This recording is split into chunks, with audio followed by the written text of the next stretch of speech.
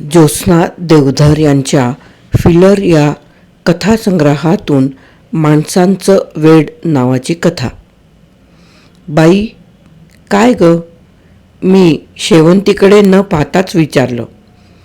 अलीकडे तिच्याकडे पाहिलं की माझ्या मनात एकदम अनेक विचार एकमेकाला चिडून जात. तिची चीड यायची तर स्वतःविषयी राग यायचा. आज 10-1 वर्ष तरी शेवंती माझ्याकडे घरकामाला होती. दर वर्ष 2 वर्षांनी तिला गरोदर पाहून माझा संताप व्हायचा आणि प्रत्येक बाळंतपणानंतर कामावर आली की मला माझा राग यायचा. ती काही म्हणता काही ऐकायची नाही. कितीही सांगितलं तरी ऑपरेशन करून घेणं पटायचं नाही. तो मला माझा पराभव वाटायचा. आपल्या डॉक्टरकीवर ही अडाणी अशिक्षित किती सहजपणे तुच्छतेची नजर फेकते. आपल्या जागृत सामाजिक जाणीवांचा किती सहज पराभव करते हे प्रत्ययाला यायचं. बाई, काय आहे? मी हातातलं मेडिकल जर्नल बाजूला ठेवत विचारलं.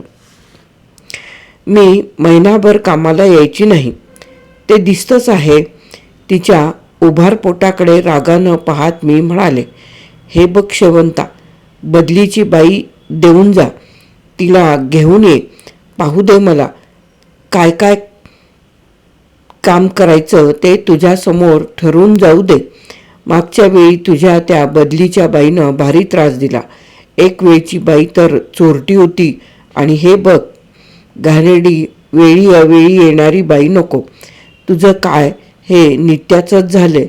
मी चिडून बोलत होते. मला भत्ता हवाय. भत्ता? मी चकित झाले होते. काय सांगत होते आणि ही काय मागत होती कळतच नव्हतं. हो, बाळंतपणाचा भत्ता, शेवंता मख्खपणे म्हणाली. आजवर नाही आलं कधी हे डोक्यात. माझा पारा चढतच होता. तेच तर चुकलं. महिनाभर भरपगारी सुट्टी हवी बाळंतपणाची. ते तर कायद्याला धरूनच आहे. वा, आता कायदा पण कळू लागला तर हो, उशिरा का होईना शानं व्हायला हवं नको का? 6-7 बाळंतपणं होत असली तर भत्ता बित्ता काही मिळत नाही. केव्हाची मागे लागले ऑपरेशन करून घे. मी फुकट करीन तुझं ऑपरेशन. पण तुला ते काही पटत नाही. देताना 50 रुपये. चेहरा बावट करून ती म्हणाली. बदलीच्या बाईचं काय? कोणी तयार होत नाही. हल्ली जो तो शाना झालाय, नकोच म्हणतात. छान, मग आम्ही काय करायचं? तू इतकी वर्ष आहेस आमच्याकडे, आमची सोय नको पाहायला? माझा आवाज नकळत मऊ होत चालला होता. गरजवंताला अक्कल नसते ना. थोरली बगी येईल, करील हाताखाली लुडबुड. तिचा जीव केवढा ते जाणताच तुम्ही.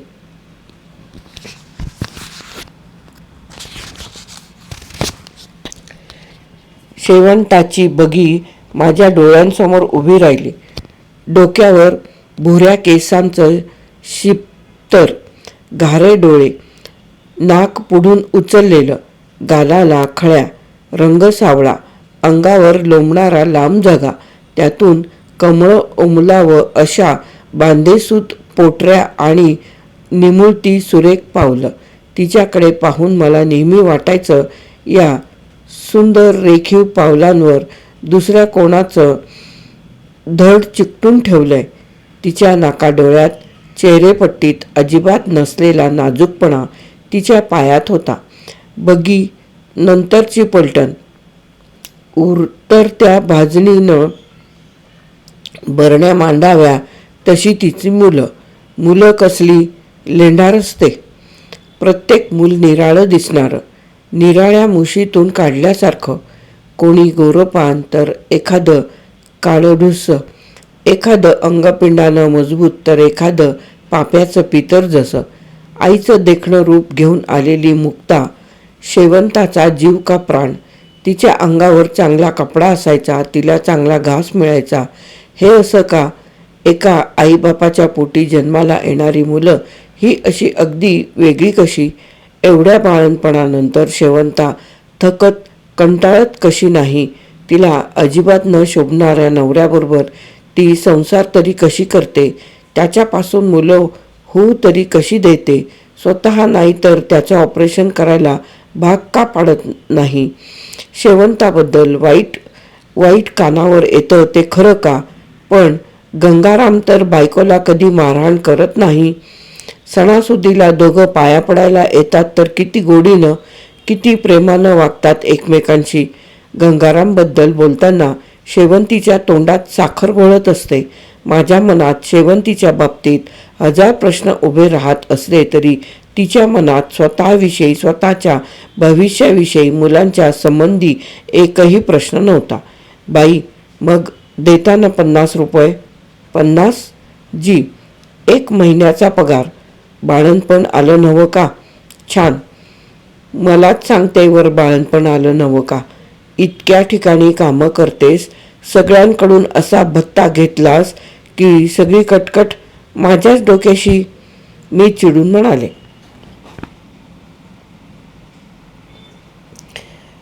तसं कसं हो, हे बघा की स्वतःच. असं म्हणत तिनं कमरेला खोचलेले नोटांचे बंडलच दाखवले. पुष्कळ आहेत की. शिवाय माझ्या दवाखान्यातच येणारच ना बाळणपणाला? नाहीतरी मागचे सगळे पैसे कुठे दिलेस कधी? मीच ना पगारातून कापून घेईन तेवढेच. कशाचा हिशोबच तू करत नाहीस. मी तळमळीनं बोलत होते. हां, ते बी खरं. तुमच्यासारख्यांच्या जीवावर तर होतंय बाळणपण. पण बाई, यावेळेस गावाला जाते. गावाला? मला धक्काच बसला. जी, पोरांचं आजा आजी मागे लागलेत केव्हांचे. जाईन झालं.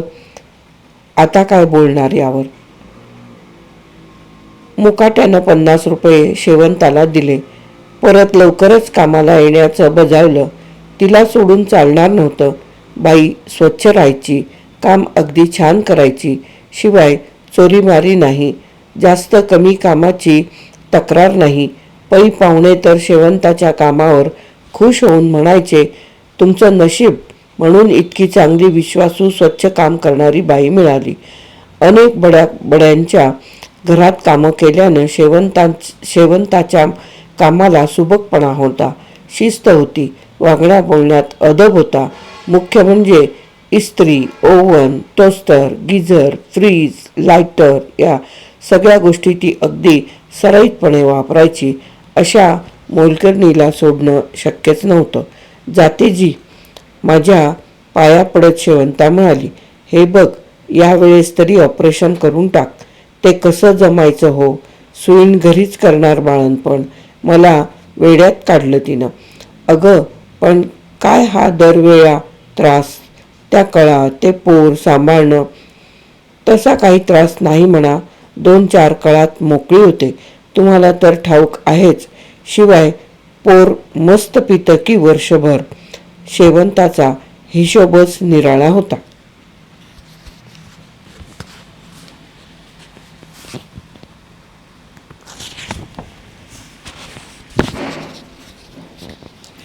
मी गप्प बसले. दुसरं काय होतं माझ्या हातात?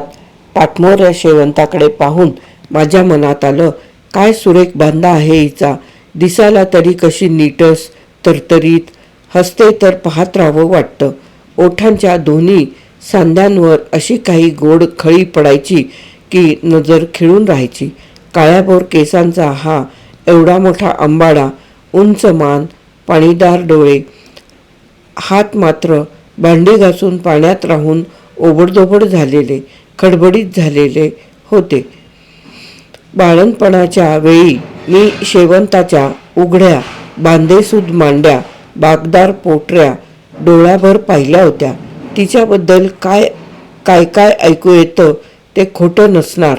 पुरुषानं भाळावं असाच कमनीय देह होता तिचा. बग्गी कामाला येत होती, पण तो 12-1 वर्षाचा जीव किती नि कुणाकुणाचं काम करणार? उंचावर तिचा हात पोचायचा नाही, जड तिला उचलायचं नाही, झाडपूस केरवारा धड करता यायचं नाही, विजेचं उपकरण तर तिच्या हाती देणं शक्यच नव्हतं. माझ्या कामात खूप वेळ जात होता. दमायला तर इतकं व्हायचं की नको वाटायचं. कधी शेवंता येते याची अगदी वाट पाहत होते. एके दिवशी बगी सांगत आली, आई बाळंत झाली. हो का, छान. बरी आहे ना? ते काय ठाव नाही, पण बाबा जाऊन बराच पैका घेऊन आला. म्हणालाय आता कोणी काम नाही करायचं, मी नाही येणार उद्यापासनं. माझ्या डोक्यावर कुऱ्हाडच कोसळली. मोलकरणीचा प्रॉब्लेम एक्यूट झालाय हे वाचत होते, ऐकत होते, पण आता ती पंचायत माझ्या घरापर्यंत येऊन पोहोचली होती. वा, काम नाही करणार म्हणे. चालणार नाही ते. आई येईपर्यंत यायलाच हवं. ती एवढीशी बगी तोंड मिटून उभी होती. आपल्या डोळ्यांनी माझा अंदाज घेत होती. तिच्या डम्म चेहऱ्याकडे पाहून मीच खजील झाले. बाबाला पाठवते. शेवटी तिनं तोंड उचकटलं. पाठव. मी घुशातच होते. उद्यापासून काय करायचं हा प्रश्न डोक्यात थैमान घालत होता. ही बगी उद्यापासून नाही तर नाहीच येणार याची खात्रीच पटली होती. गंगारामाला पुरुष जितका कुरूप असू शकेल तितका कुरूप, शेवंताला नोकरसुद्धा शोभणार नाही असा.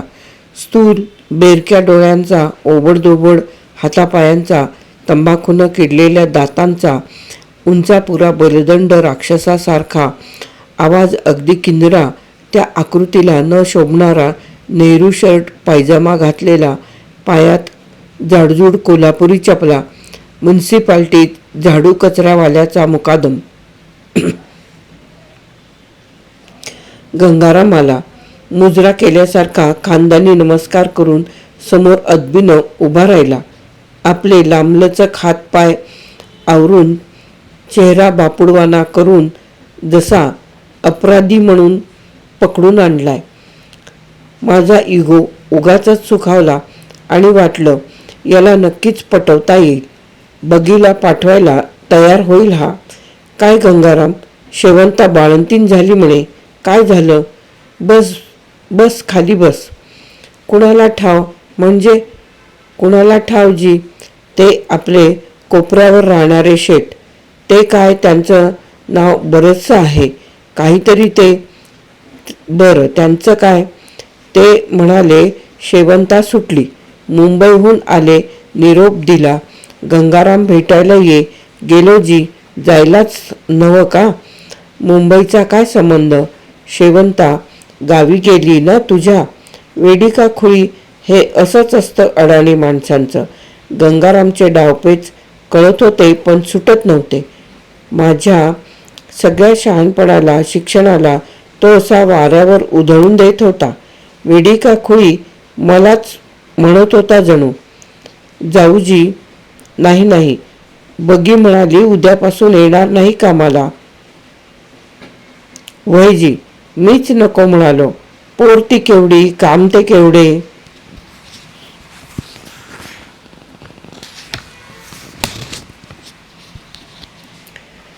पण शेवंता येई तो करू दे की. तिचं तरी काय सांगावं. मुंबईला किती राहते किती नाही. मुलगा झाला की मुलगी काहीच कसं कळलं नाही. आपल्याला त्याच्याशी काय करायचं, काय करायचे हो. म्हणजे मी परत हादरले होते. त्याचं असं झालं बघा, त्या शेठना नाही पोरबाळ. पैसा वाया जातोय. ते म्हणाले शेवंताचं पोर घेतो, वाढवतो पुढच्या पोरासारखा. म्हणालो चला बरं झालं, एक पोर तरी शिकलं सवरलं शहाणं होईल. शेवंतानं बरं ऐकलं. गरीबाला अशा गोष्टी ऐकाव्या लागतात जी. एवढी तोंड खाणारी कसं पुरं पडायचं माणूस. मी तर केव्हापासून शेवंताच्या मागे लागले, ऑपरेशन करून घे, पण काही केल्या ऐकत नाही. तू तरी सांगायचंस.